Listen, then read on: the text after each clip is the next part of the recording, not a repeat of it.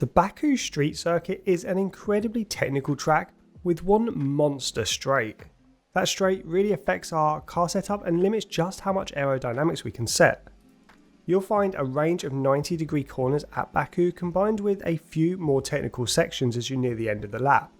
Rear traction, responsiveness and rear stability are all incredibly important.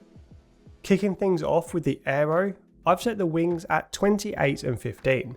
Now I'm going to say this early, there really isn't the perfect setup for your aero.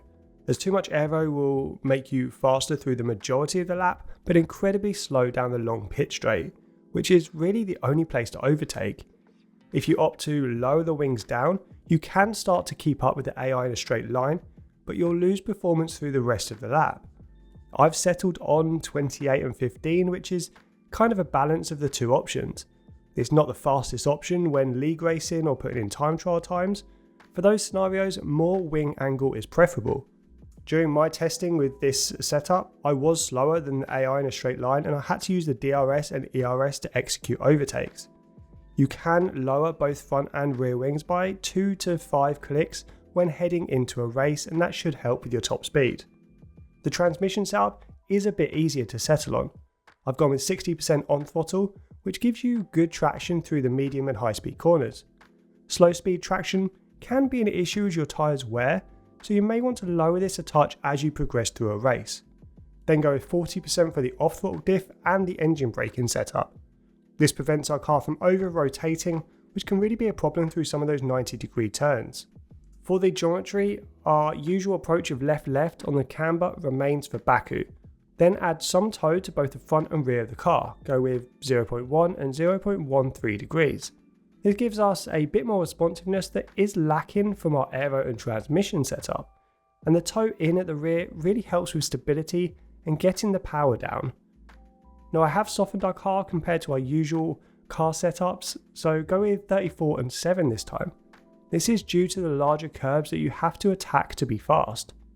The large apex curbs can really unsettle your car, so this softer approach allows you to ride them a little bit better. Then opt for a relatively stiff ARB setup of 15 and 12. This ensures you don't encounter too much body roll through the faster corner sequences.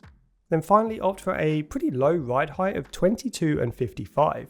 This should be high enough for the majority of the circuit, but feel free to raise it up a couple of clicks if you really like to hit the curbs hard. For our recommended brake setup, I've opted for 100% pressure and a forward bias of 56%. This gives you good stopping power and stops the rear of the car from rotating on you, which can actually happen at a few places. Finally, our front tyre pressures are low as they do suffer from not getting up to temperature. I've opted for 23.5 psi and 22.5 psi for our fronts, and I've kept the rear pressures at maximum to keep our drag low whilst also managing tyre wear. Now Baku really isn't one of my favourite tracks in F1 24, however this year around it is a much more enjoyable circuit.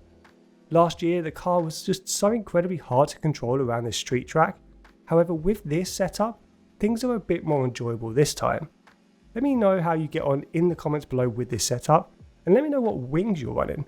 That was my biggest thing with this setup, just trying to settle on which aero direction, and I kind of got in the middle, so I'd be intrigued to see what you're running for the race.